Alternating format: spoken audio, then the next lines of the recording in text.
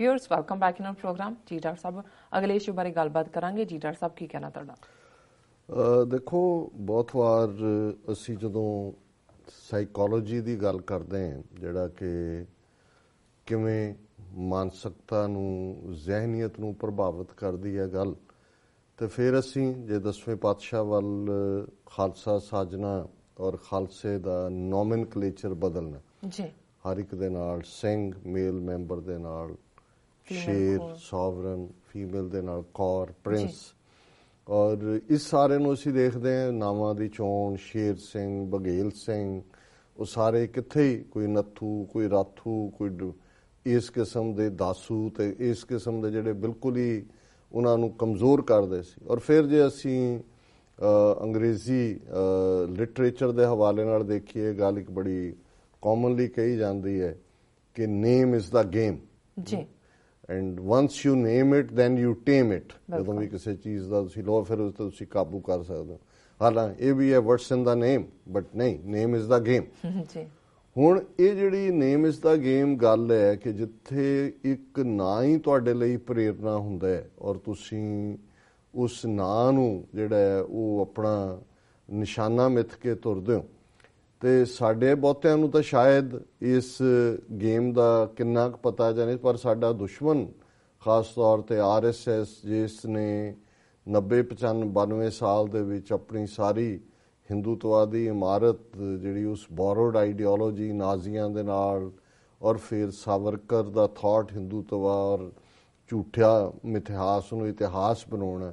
ਪਰ ਇੱਕ ਗੱਲ ਉਹਨਾਂ ਨੂੰ ਇਹ ਨਜ਼ਰ ਆ ਰਹੀ ਹੈ ਕਿ ਉਹਨਾਂ ਦੀ ਇਹ 1000 ਸਾਲ ਦੀ ਗੁਲਾਮੀ, ਉਹਨਾਂ ਦਾ ਬੇਸਿਰ ਪੈਰਾ ਜਿਹੜਾ ਉਹਨਾਂ ਦਾ ਆਪਣਾ ਫਲਸਫਾ ਹੈ, ਉਹ ਦੁਨੀਆ ਦੇ ਫਲਸਫੇ ਦੇ ਸਾਹਮਣੇ ਇਨ ਜਨਰਲ ਔਰ ਪਾਰਟਿਕੂਲਰਲੀ ਜਿਹੜੀ ਸਿੱਖਾਂ ਦੀ ਗਲੋਰੀਅਸ ਹਿਸਟਰੀ ਹੈ 5.5 ਸਦੀਆਂ ਦੀ, ਕਿਉਂਕਿ ਸਿੱਖ ਉਹ ਆਵਾਜ਼ ਬਣ ਕੇ ਸੱਚ ਕੀ ਬਾਣੀ ਨਾਨਕ ਆਖੈ ਸੱਚ ਸੁਣਾਏ ਸੀ ਸੱਚ ਕੀ ਬੇਲਾ ਉਭਰੇ, ਜਿਨ੍ਹਾਂ ਨੇ ਸ਼ਹੀਦੀਆਂ ਦੀ ਵੀ ਝੜੀ ਲਾਈ, ਸ਼ਹੀਦੀਆਂ ਦਾ ਇਤਿਹਾਸ ਸਿਰਜਿਆ, ਜਿਨ੍ਹਾਂ ਨੇ ਉਸ ਧਰਤੀ ਦੇ ਗੁਲਾਮੀ ਦੇ ਸੰਗਲ ਕੱਟੇ ਔਰ ਉਸ ਫਖਰ ਨੂੰ ਔਰ ਸਭ ਦੇ ਨਾਲ ਬਰਾਬਰੀ ਦੇ ਸਲੂਕ ਕਰਦੇ ਆ। ਜੋ ਅਸੀਂ ਮਹਾਰਾਜਾ ਰਣਜੀਤ ਸਿੰਘ ਦੇ ਪੀਰੀਅਡ 'ਚ ਉਸ ਧਰਤੀ ਦੇ ਉੱਤੇ ਇੱਕ ਸਾਂਝਾ ਪੰਜਾਬੀਆਂ ਦਾ ਰਾਜ, ਉਸ ਗੱਲ ਨੂੰ ਦੇਖਦੇ ਹਾਂ। ਔਰ ਬੇਸ਼ੱਕ ਇਹਨਾਂ ਹੀ ਡੋਗਰਿਆਂ ਔਰ ਇਹਨਾਂ ਦੀ ਮਿਸ਼ਰਾਂ ਦੀਆਂ ਕਰਤੂਤਾਂ ਦੀ ਬਦੌਲਤ ਉਹ ਰਾਜ ਅੰਗਰੇਜ਼ਾਂ ਦੇ ਪੇਟੇ ਪਿਆ। ਔਰ ਦੂਸਰਾ ਜਿਹੜਾ ਹਿੱਸਾ ਹੈ 19ਵੀਂ ਸਦੀ ਦਾ 1849 'ਚ ਪੰਜਾਬ ਬ੍ਰਿਟਿਸ਼ ਅੰਪਾਇਰ ਦਾ ਹਿੱਸਾ ਬਣਦਾ। ਫਿਰ ਜਿਸ ਕਿਸਮ ਦੀ ਗਲਾਨੀ ਪੰਜਾਬ ਦੇ ਵਿੱਚ ਆਈ, ਜੋ ਗਲਾਨੀ ਉਹ ਹੈ ਕਿ ਤੁਹਾਡਾ ਸੈਲਫ ਰਿਸਪੈਕਟ ਖਤਮ ਹੋ ਜਾਂਦਾ ਹੈ, ਤੁਹਾਡਾ ਪ੍ਰਾਈਡ। ਅੰਗਰੇਜ਼ਾਂ ਨੇ ਵੀ ਡੈਲੀਬਰੇਟਲੀ ਐਜੂਕੇਸ਼ਨ ਸਿਸਟਮ ਵੀ ਡਿਸਟਰੋਏ ਕੀਤਾ, ਜਾਂ ਅੱਜ ਇਹ ਜਿਵੇਂ ਮੁੱਖ ਧਾਰਾ ਆਪਣਾ ਮੀਡੀਆ ਬਣਾ ਕੇ ਮਿਸ ਇਨਫੋਰਮੇਸ਼ਨ ਦੇ ਸਹਾਰੇ ਰੂਲ ਕਰ ਰਹੇ ਨੇ, ਅੰਗਰੇਜ਼ਾਂ ਨੇ ਵੀ ਉਸ ਕਿਸਮ ਦਾ ਸਿਸਟਮ ਰੱਖਿਆ ਲੋਕਾਂ ਦੇ ਵਿੱਚ, ਕਿਉਂਕਿ ਉਹਨਾਂ ਨੂੰ ਇਹ ਗੱਲ ਬੜੀ ਚੁੱਭਦੀ ਸੀ ਕਿ ਵੀ ਇਹ ਹਿੰਦੂ ਸਿੱਖ ਮੁਸਲਮਾਨ ਇਹਨਾਂ ਦੀ ਸਾਂਝ ਵਾਲਾ ਜਿਹੜਾ ਪੰਜਾਬ ਦਾ ਪੰਜਾਬੀਅਤ ਦੇ ਥੱਲੇ ਜਿਹੜੀ ਗੱਲ ਮਹਾਰਾਜਾ ਰਣਜੀਤ ਸਿੰਘ ਨੇ ਐਸਟੈਬਲਿਸ਼ ਕੀਤੀ, ਪੰਜਾਬੀ ਮੁਸਲਮਾਨ ਵੀ ਲਾਇਲਟੀ ਦੇ ਨਾਲ ਖਲੋਤਾ ਉਸ ਰਾਜ ਦੇ ਲਈ। ਔਰ ਮਿਸਰ ਔਰ ਡੋਗਰੇ ਜਿਹੜੇ ਨੇ ਉਹਨਾਂ ਦੀ ਗਦਾਰੀ ਦੀ ਬਦੌਲਤ ਪੰਜਾਬ ਗੁਲਾਮ ਹੋਇਆ। ਸੋ ਉਸ ਦੌਰ ਦੇ ਵਿੱਚ ਜਦੋਂ ਇੱਕ ਪਾਸੇ ਈਸਾਈ ਮਿਸ਼ਨਰੀ ਆ ਕੇ ਕਨਵਰਸ਼ਨ 'ਚ ਲੱਗੇ, ਬ੍ਰਾਹਮਣਵਾਦੀਆਂ ਨੇ ਬੜੀ ਤੇਜ਼ੀ ਦੇ ਨਾਲ ਕੰਪਰੋਮਾਈਜ਼ ਕੀਤਾ ਉਹਨਾਂ ਦੇ ਨਾਲ, ਅੰਗਰੇਜ਼ਾਂ ਨਾਲ। ਉਹਨਾਂ ਨੂੰ ਲੱਗਦਾ ਸੀ ਵੀ ਸਿੱਖੀ ਦਾ ਖਤਰਾ ਹੈ, ਔਰ ਪੰਜਾਬ 'ਚ ਉਹਨਾਂ ਨੂੰ ਤਾਂ ਇਹ ਪਸੰਦ ਹੀ ਨਹੀਂ ਸੀ ਕਿ ਵੀ ਸਿੱਖਾਂ ਨੇ ਜਿਹੜਾ ਪੋਲੀਟੀਕਲ ਪਾਵਰ ਲਈ ਹੈ। ਸੋ ਉਸ ਦੌਰ ਦੇ ਵਿੱਚ ਬੇਸ਼ੱਕ ਸਰ ਸ਼ਾਮ ਸਿੰਘ ਅਟਾਰੀ ਵਾਲਾ, ਸਰ ਹਰੀ ਸਿੰਘ ਨਲੂਆ, ਇਹ ਉਹ ਸਰਦਾਰ ਸਨ ਜਿਨ੍ਹਾਂ ਨੇ ਅੰਗਰੇਜ਼ਾਂ ਦੇ ਖਿਲਾਫ, ਨਲੂਏ ਦੇ ਫੈਮਿਲੀ ਨੇ, ਨਲੂਆ ਤਾਂ ਪਹਿਲਾਂ ਸ਼ਹੀਦ ਹੋ ਗਿਆ ਸੀ, ਔਰ ਉਹਨਾਂ ਦਾ ਤਾਂ ਅੰਗਰੇਜ਼ਾਂ ਨੇ ਸਭ ਜ਼ਬਤ ਕਰ ਲਿਆ ਸਭ ਕੁਛ। ਪਰ ਕੁਛ ਸਰਦਾਰ ਲਾਹੌਰ ਦਰਬਾਰ ਦੇ ਰਣਜੀਤ ਸਿੰਘ ਪੀਰੀਅਡ ਦੇ, ਉਹ ਸੰਧਾਵਾਲੀਏ ਹੋਣ, ਮਜੀਠੀਏ ਹੋਣ, ਕੁਛ ਹੋਰ, ਜਿਨ੍ਹਾਂ ਚੋਂ ਕੁਛ ਨੇ ਕੰਪਰੋਮਾਈਜ਼ ਕੀਤਾ ਅੰਗਰੇਜ਼ਾਂ ਨਾਲ, ਕੁਛ ਨੇ ਨਹੀਂ ਕੀਤਾ। ਸੋ ਇਹ ਸਾਰੇ ਰਣਜੀਤ ਸਿੰਘ ਦੇ ਫਸਟ ਕਜ਼ਨ ਵੀ ਸੀ ਮਜੀਠੀਏ ਸਰਦਾਰ, ਔਰ ਉਹਨਾਂ ਚੋਂ ਇੱਕ ਦਿਆਲ ਸਿੰਘ ਮਜੀਠੀਆ, ਜਿਹੜਾ ਕਿ ਰਣਜੀਤ ਸਿੰਘ ਦੇ ਪੀਰੀਅਡ ਜਿਹੜੇ, ਜੇ ਅਸੀਂ ਸਿੱਖ ਰਾਜ ਦੇ ਦੌਰ ਦੇ ਸਾਇੰਸਦਾਨਾਂ ਦਾ ਜ਼ਿਕਰ ਕਰਨਾ ਹੋਏ ਤਾਂ ਉਹਨਾਂ 'ਚ ਲਹਿਣਾ ਸਿੰਘ ਮਜੀਠੀਆ ਇੱਕ ਬਹੁਤ ਵੱਡਾ ਨਾਂ ਹੈ, ਜਿਨ੍ਹਾਂ ਨੇ ਹਰ ਪੱਖ ਤੋਂ, ਉਹ ਬੇਸ਼ੱਕ ਅਸਲਾ ਬਣਾਉਣ ਦੀਆਂ ਫੈਕਟਰੀਆਂ ਨੇ, ਹੋਰ ਕਾਢਾਂ ਨੇ, ਉਸ ਪੀਰੀਅਡ ਦੇ ਵਿੱਚ ਉਹਨਾਂ ਦਾ ਯੋਗਦਾਨ ਹੈ। ਸੋ ਉਹਨਾਂ ਦਾ ਲੜਕਾ ਦਿਆਲ ਸਿੰਘ ਮਜੀਠੀਆ, ਕਿਉਂਕਿ ਲਹਿਣਾ ਸਿੰਘ ਮਜੀਠੀਆ ਤਾਂ ਜਦੋਂ ਪੰਜਾਬ ਦੇ ਵਿੱਚ ਆਪਸੀ ਇਹ ਭਰਾ ਮਾਰੂ ਜਿਹੜੀ ਹੈ ਸ਼ੁਰੂ ਕਰਵਾਇਆ ਡੋਗਰਿਆਂ ਮਿਸ਼ਰਾਂ ਨੇ ਅੰਗਰੇਜ਼ਾਂ ਦੀ ਬਲੈਸਿੰਗ ਦੇ ਨਾਲ, ਉਹ ਤਾਂ ਛੱਡ ਕੇ ਹੀ ਪੰਜਾਬ ਚਲੇ ਗਏ, ਕਿਤੇ ਪਿਲਗ੍ਰਿਮ ਦੇ ਉੱਤੇ ਤੁਰ ਗਏ ਜਾਂ ਫਕੀਰੀ ਲੈ ਲਈ ਉਹਨਾਂ ਨੇ। ਸੋ ਉਹਨਾਂ ਦੀ ਕੋਈ ਗਦਾਰੀ ਜਾਂ ਦੂਜੀ ਦਾ ਤਾਂ ਕੋਈ ਰਿਹਾ ਹੀ ਨਹੀਂ। ਸੋ ਦਿਆਲ ਸਿੰਘ ਮਜੀਠੀਆ ਉਹਨੇ ਫਿਰ ਬਹੁਤ ਜਿਹੜੀ ਵਾਸਟ ਫੈਮਿਲੀ ਪ੍ਰਾਪਰਟੀ ਵੀ ਸੀ ਉਹਨਾਂ ਦੀ, ਔਰ ਜਿਹੜੀ ਉਹਨਾਂ ਨੇ ਅਦਰਵਾਈਜ਼ ਉਹਨਾਂ ਦੀ ਮਲਕੀਅਤ ਸੀ ਉਹ ਉਹਨਾਂ ਨੇ ਹਾਸਲ ਕੀਤੀ। ਔਰ ਦਿਆਲ ਸਿੰਘ ਮਜੀਠੀਆ ਜਿਹੜੇ ਨੇ, ਜਿਹਨੂੰ ਅਸੀਂ ਅੰਗਰੇਜ਼ੀ 'ਚ ਫਾਈਲੈਂਥਰੋਪਿਸਟ ਕਹਿੰਦੇ, ਕਿ ਉਸ ਕਿਸਮ ਦੀਆਂ ਰੁਚੀਆਂ ਦੇ ਮਾਲਕ, ਜਿਹੜੇ ਖੁੱਲੇ ਦਿਮਾਗ ਵਾਲੇ, ਜਿਹੜੇ ਮਹਿਸੂਸ ਕਰਦੇ ਸੀ ਕਿ ਵੀ ਪੰਜਾਬ ਹੁਣ ਅੰਗਰੇਜ਼ਾਂ ਦੇ ਪੇਟ 'ਚ ਪੈ ਗਿਆ, ਤੇ ਇਹਦੇ 'ਚ ਪਹਿਲੀ ਗੱਲ ਉਹ ਸਮੁੱਚੇ ਤੌਰ ਤੇ ਪੰਜਾਬੀਆਂ ਦੇ ਸਾਂਝੇ ਇਨਸਾਨ ਦੇ ਤੌਰ ਤੇ ਉਹਨਾਂ ਨੇ ਸੋਚਿਆ ਕਿ ਸਾਡੇ ਕੋਲ ਆਪਣੀ ਅਖਬਾਰ ਹੋਣੀ, ਕਿਉਂਕਿ ਅੰਗਰੇਜ਼ੀ ਐਜੂਕੇਸ਼ਨ ਆ ਗਈ ਹੈ, ਤੇ ਇਹਦਾ ਮੁਕਾਬਲਾ ਤਾਂ ਹੀ ਹੋ ਸਕਦਾ ਵੀ ਤੁਹਾਡੇ ਕੋਲ ਅੰਗਰੇਜ਼ੀ ਦਾ ਅਖਬਾਰ ਹੋਏ। ਸਾਡੇ ਲੋਕਾਂ 'ਚ ਪੜ੍ਹਨ ਲਿਖਣ ਦੀਆਂ ਰੁਚੀਆਂ ਵੀ ਉਹਨਾਂ ਨੇ ਖਤਮ ਕਰਕੇ ਆਪਣਾ ਸੌਦਾ ਵੇਚ ਰਹੇ ਸੀ। ਆਮ ਲੋਕਾਂ ਦੇ ਲਈ ਜਿਹੜਾ ਇਸ ਕਿਸਮ ਦਾ ਥਾਂ ਲਾਇਬ੍ਰੇਰੀ ਹੋਏ, ਔਰ ਐਜੂਕੇਸ਼ਨ ਜਿਹੜੀ ਕੀ ਹੈ ਉਹਦੇ ਲਈ ਜਿਹੜੇ ਕਾਲਜਸ ਹੋਣ, ਸਕੂਲ ਹੋਣ। ਸੋ ਦਿਆਲ ਸਿੰਘ ਮਜੀਠੀਆ, ਜਿਨ੍ਹਾਂ ਦੀ ਪਿਕਚਰ ਦਰਸ਼ਕ ਦੇਖ ਰਹੇ ਨੇ ਸਕਰੀਨ ਦੇ ਉੱਤੇ, ਉਹ ਇੱਕ ਇਸ ਕਿਸਮ ਦੀ ਸ਼ਖਸੀਅਤ ਸਨ ਜਿਨ੍ਹਾਂ ਨੇ ਉਹਨਾਂ ਦੇ ਅੱਗੋਂ ਔਲਾਦ ਨਹੀਂ ਸੀ, ਔਰ ਉਹਨਾਂ ਨੇ ਇਹ ਦੇਖਿਆ ਕਿ ਵੀ ਜੇ ਪੰਜਾਬ ਦੇ ਭਲੇ ਲਈ ਕੁਝ ਕਰਨਾ ਤੇ ਹਾਲਾਂਕਿ ਉਹ ਥੋੜਾ ਜਿਹਾ ਬ੍ਰਾਹਮੋ ਸਮਾਜ, ਇੱਕ ਨਵੀਂ ਮੂਵਮੈਂਟ ਖੜੀ ਹੋਈ ਸੀ ਜਿਹੜੀ ਜ਼ਾਤ ਪਾਤ ਦੇ ਖਿਲਾਫ ਸੀ, ਕਰਮਕਾਂਡ ਦੇ ਖਿਲਾਫ ਸੀ।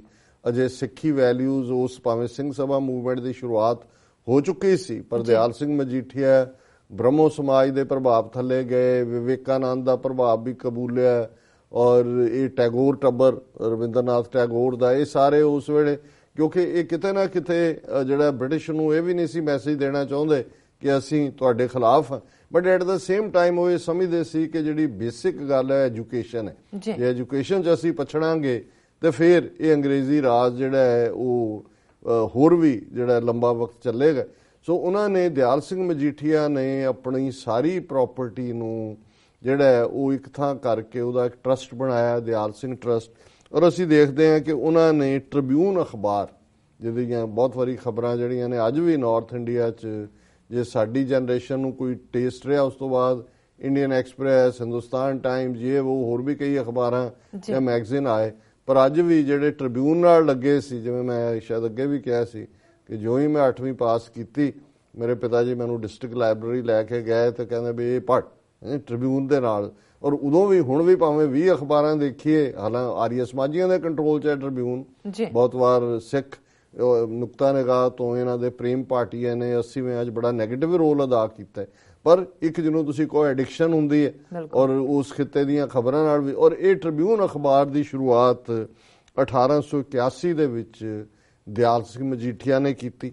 ਫਿਰ ਅਸੀਂ ਦੇਖਦੇ ਹਾਂ ਪੰਜਾਬ ਨੈਸ਼ਨਲ ਬੈਂਕ, ਹੁਣ ਤਾਂ ਬਹੁਤ ਬੈਂਕ ਨੇ, ਇੰਦਰਾ ਗਾਂਧੀ ਨੇ ਨੈਸ਼ਨਲਾਈਜ਼ ਵੀ ਕੀਤੇ, ਇੰਦਰਜੀਤ ਸਿੰਘ ਨੇ ਪੰਜਾਬ ਐਂਡ ਸਿੰਧ ਬੈਂਕ ਜਿਹੜਾ ਐਕਸਕਲੂਸਿਵ ਸਿੱਖਾਂ ਦਾ ਬੈਂਕ ਸ਼ੁਰੂ ਕੀਤਾ, ਬਾਅਦ ਚ ਉਹਨੂੰ ਨੈਸ਼ਨਲਾਈਜ਼ ਕਰਕੇ ਇਹਨਾਂ ਨੇ ਉਹਨੂੰ ਵੀ ਡਿਸਟਰੋਏ ਕੀਤਾ। ਪਰ ਉਸ ਜ਼ਮਾਨੇ 'ਚ ਇਹ ਸੋਚਣਾ ਕਿ ਵੀ ਪੰਜਾਬ ਦੇ ਕੋਲ ਜਾਂ ਉਹਦੀ ਤਰੱਕੀ ਲਈ ਆਪਣਾ ਬੈਂਕ, ਔਰ ਪੰਜਾਬ ਨੈਸ਼ਨਲ ਬੈਂਕ ਜਿਹੜਾ ਅੱਜ ਵੀ ਨੈਸ਼ਨਲਾਈਜ਼ ਬੈਂਕ ਹੈ, ਇਹ 1894 'ਚ ਪੰਜਾਬ ਨੈਸ਼ਨਲ ਬੈਂਕ ਸ਼ੁਰੂ ਹੋਇਆ।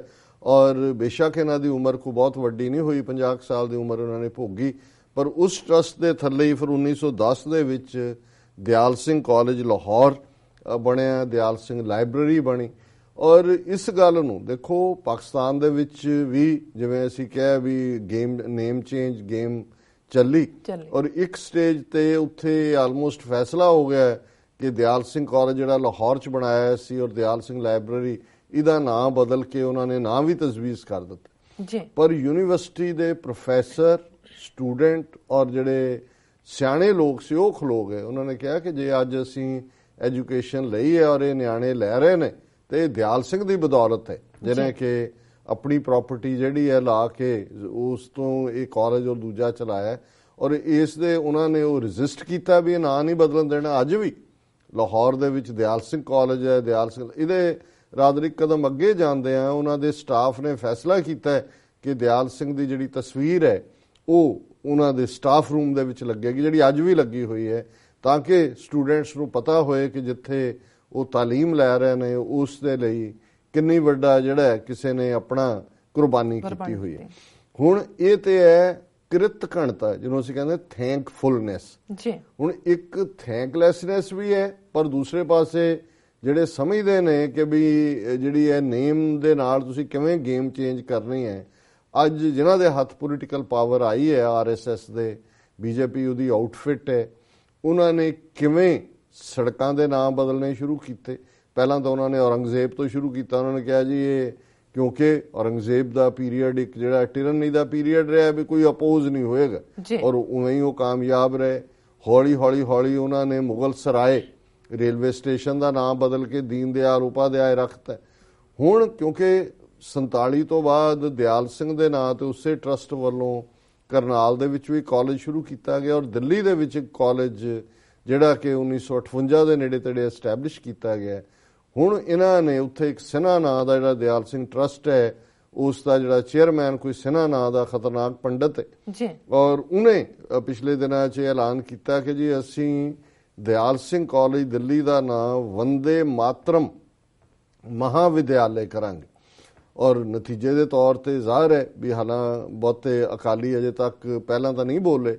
ਉਹਨਾਂ ਨੇ ਹੁਣ ਮਜੀਠੀਆ ਖਾਨਦਾਨ ਨਾਲ ਜੁੜਿਆ ਹੋਇਆ ਵਿਕਰਮਜੀਤ ਮਜੀਠੀਆ, ਭਾਵੇਂ ਇਹਨਾਂ ਭਰਾਵਾਂ ਦੀ ਬਣਦੀ ਨਹੀਂ ਸੀ ਆਪਸ 'ਚ, ਲੇਕਿਨ ਉਹਨਾਂ ਨੂੰ ਲੱਗਾ ਜੀ ਇਹ ਵੀ ਸਾਡੀ ਲੈਗੇਸੀ ਹੈ ਮਜੀਠੀਆ ਦੀ। ਸੋ ਵਿਕਰਮਜੀਤ ਮਜੀਠੀਆ ਨੇ ਮਨਜਿੰਦਰ ਸਿਰਸਾ, ਮਨਜੀਤ ਸਿੰਘ ਜੀ ਕੇ ਰਾਹੀਂ ਆਵਾਜ਼ ਚੁਕਵਾਈ। ਸੁਖਬੀਰ ਬਾਦਲ ਔਰ ਹਰਸਿਮਰਤ ਕੌਰ ਬਾਦਲ ਨੇ ਮੂੰਹ ਬੰਦ ਰੱਖਿਆ, ਲੇਕਿਨ ਹੁਣ ਬੋਲਣਾ ਉਹਨਾਂ ਦੀ ਵੀ ਮਜਬੂਰੀ ਬਣ ਗਿਆ। ਔਰ ਇੱਕ ਮੁਹਿੰਮ ਬਣੀ, ਟ੍ਰਿਬਿਊਨ ਨੇ ਇਹਦੇ ਤੇ ਐਡੀਟੋਰੀਅਲ ਲਿਖਿਆ ਅੱਡ-ਅੱਡ, ਕਿਉਂਕਿ ਜਿਵੇਂ ਮੈਂ ਕਿਹਾ ਦਿਆਲ ਸਿੰਘ ਮਜੀਠੀਆ ਕੋ ਅਕਾਲੀ ਦਲ ਦਾ ਪ੍ਰਧਾਨ ਨਹੀਂ ਸੀ ਜਾਂ ਕੋਈ ਖਾਲਸਾ ਕਾਲਜ ਨਹੀਂ ਹੈ ਉਹ, ਲੇਕਿਨ ਇਹਦੇ ਬਾਵਜੂਦ RSS ਨੂੰ ਸਿੰਘ ਸ਼ਬਦ ਦੇ ਨਾਲ ਵੀ ਪ੍ਰੋਬਲਮ ਹੈ ਕਿ ਵੀ ਇੱਕ ਸਿੱਖ ਨੇ ਬਣਾਇਆ। ਉਹਨੇ ਕਿਹਾ ਜਿਹਨੂੰ ਵੰਦੇ ਮਾਤਰਮ, ਉਹ ਕਹਿੰਦੇ ਜੀ ਦੇਖੋ ਸਿਨਹਾ ਕਹਿੰਦਾ ਵੰਦੇ ਮਾਤਰਮ ਇਹ ਸੈਕੂਲਰ ਹੈ ਔਰ ਇਹ ਨੈਸ਼ਨਲਿਜ਼ਮ ਹੈ, ਔਰ ਉਹਨੇ ਕਿਹਾ ਜੀ ਜਿਹੜਾ ਇਹਦਾ ਵਿਰੋਧ ਕਰ ਰਹੇ ਨੇ ਉਹ ਐਂਟਾਈ ਨੈਸ਼ਨਲ ਨੇ।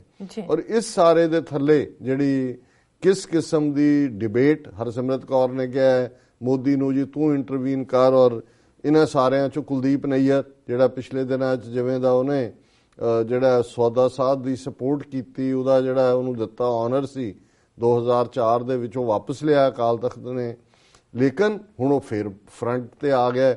ਦਿੱਲੀ ਦੇ ਵਿੱਚ ਉਹਨਾਂ ਨੇ ਆਪਣੇ ਉਸ ਕਿਸਮ ਦੇ ਕੁਝ ਸਕਾਲਰ ਇਕੱਠੇ ਕੀਤੇ। ਨਈਅਰ ਉਹਨੂੰ ਪ੍ਰੀਜ਼ਾਈਡ ਕਰ ਰਿਹਾ, ਔਰ ਨਈਅਰ ਕਹਿ ਰਿਹਾ ਜੀ ਹੁਣ ਮੈਂ ਟੇਕ ਅਪ ਕਰਾਂਗਾ ਇਹ ਇਸ਼ੂ, ਪਰ ਇਹਨੂੰ ਰਿਲੀਜੀਅਸ ਇਸ਼ੂ ਨਾ ਬਣਾਇਆ ਜਾਏ, ਇਹਨੂੰ ਫਲਾਣਾ ਨਾ ਕੀਤਾ ਜਾਏ, ਢਮਕਾ ਨਾ ਕੀਤਾ ਜਾਏ। ਪਰ ਇਸ ਸਾਰੇ ਚੋਂ ਜਿਵੇਂ ਮੈਂ ਕਿਹਾ, ਕਿਉਂਕਿ 2-3 ਹਫ਼ਤੇ ਤੋਂ ਰਿੜਕਿਆ ਜਾ ਰਿਹਾ ਇਸ਼ੂ, ਕੋਈ ਉਹਦੇ 'ਚ ਨਵਾਂ ਨਹੀਂ ਹੈ, ਲੇਕਿਨ ਨਵਾਂ ਇਹ ਹੈ ਕਿ ਇਹਦੇ ਬਾਵਜੂਦ ਕਿ ਹੁਣ ਇਹਨਾਂ ਦੀ ਜਿਹੜੀ ਸਹਿਯੋਗੀ BJP ਦੀ ਪਾਰਟੀ ਅਕਾਲੀ ਦਲ, ਉਹਨਾਂ ਦੇ ਟੌਪ ਬਰਾਸ ਨੇ ਮੂੰਹ ਖੋਲ੍ਹਿਆ। ਸਕਾਲਰ ਔਰ ਈਵਨ ਨੌਨ ਸਿੱਖ ਜਿਹੜੇ ਉਹਨਾਂ ਕਾਲਜਾਂ 'ਚੋਂ ਪੜ੍ਹੇ, ਜਾਂ ਈਵਨ ਟ੍ਰਿਬਿਊਨ ਟਰਸਟ ਜਿਹੜਾ ਅੱਜ ਆ ਰਹੀ ਹੈ ਸਮਾਜੀ, ਉਹਨਾਂ ਨੂੰ ਵੀ ਲੱਗਦਾ ਵੀ ਇਹ ਟੂ ਮੱਚ ਹੈ। ਲੇਕਿਨ ਉਹ ਇਹ ਭੁੱਲਦੇ ਨੇ ਵੀ ਇਹ ਸਭ ਟੈਸਟਿੰਗ ਆਫ ਵਾਟਰਸ ਹੈ। ਉਹ ਦੇਖ ਰਹੇ ਨੇ ਗੱਲ ਇੱਥੇ ਨਹੀਂ ਰੁਕਣੀ ਹੈ। ਕੋਈ ਦਿਆਲ ਸਿੰਘ ਦੇ ਨਾਲ ਉਹਨਾਂ ਨੂੰ, ਦਿਆਲ ਸਿੰਘ ਇੱਕ ਸੈਕੂਲਰ ਕਿਸਮ ਦਾ ਬੰਦਾ ਸੀ, ਆਪਣੇ ਕਿਸਮ ਦਾ ਨੈਸ਼ਨਲਿਸਟ ਸੀ, ਉਹ ਕੋਈ ਖਾਲਿਸਤਾਨ ਦਾ ਹਮਾਇਤੀ ਨਹੀਂ ਹੋਏਗਾ ਉਹਨਾਂ ਜ਼ਮਾਨਿਆਂ 'ਚ, ਉਦੋਂ ਕੋਈ ਵੀ ਨਹੀਂ ਸੀ।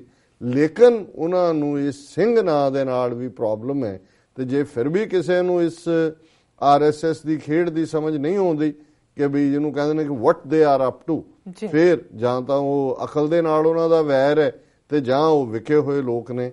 ਅਦਰਵਾਈਜ਼ ਇਹ ਖੇਡ ਸਾਰੀ ਸਪਸ਼ਟ ਹੈ ਕਿ ਕਿਸ ਡਾਇਰੈਕਸ਼ਨ ਦੇ ਵਿੱਚ ਇਹ ਲੋਕ ਜਾ ਰਹੇ ਨੇ। ਜੀ ਡਾਕਟਰ ਸਾਹਿਬ ਨੇ ਬ੍ਰੇਕ ਤੋਂ ਪਹਿਲਾਂ ਅਸੀਂ ਆਪਣੇ ਦਰਸ਼ਕਾਂ ਤੇ ਸਰੋਤਿਆਂ ਨੂੰ ਫਿਰ ਦੁਬਾਰਾ ਅਪੀਲ ਕਰਦੀ ਹੈ। ਵੀਅਰਸ, ਅਸੀਂ ਚਾਹੁੰਦੇ ਹਾਂ ਕਿ ਤੁਸੀਂ TV84 ਦੀ ਵੱਧ ਤੋਂ ਵੱਧ ਮਾਈਕ ਸਹਾਇਤਾ ਕਰੋ।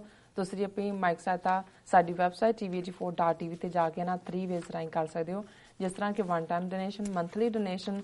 TV84 ਦੇ ਨਾਮ ਤੇ ਚੈੱਕ ਬਣਾ ਕੇ ਤੁਸੀਂ ਸਾਨੂੰ ਇਸ ਪਤੇ ਤੇ ਮੇਲ ਕਰ ਸਕਦੇ ਹੋ 36-0137 ਲੌਂਗਲੈਂਡ ਸਿਟੀ, ਨਿਊਯਾਰਕ 11101 USA, ਜਾਂ ਫਿਰ ਤੁਸੀਂ ਸਾਡੇ ਫੋਨ ਨੰਬਰ ਤੇ ਵੀ ਤੁਸੀਂ ਸਾਨੂੰ ਸੰਪਰਕ ਕਰ ਸਕਦੇ ਹੋ 5164060694। Thank you so much viewers. ਤੁਸੀਂ ਕਿਤੇ ਨਹੀਂ ਜਾਣਾ, ਮਿਲਦੇ ਹਾਂ ਛੋਟੇ ਜਿਹੇ ਵਕਫੇ ਤੋਂ ਬਾਅਦ।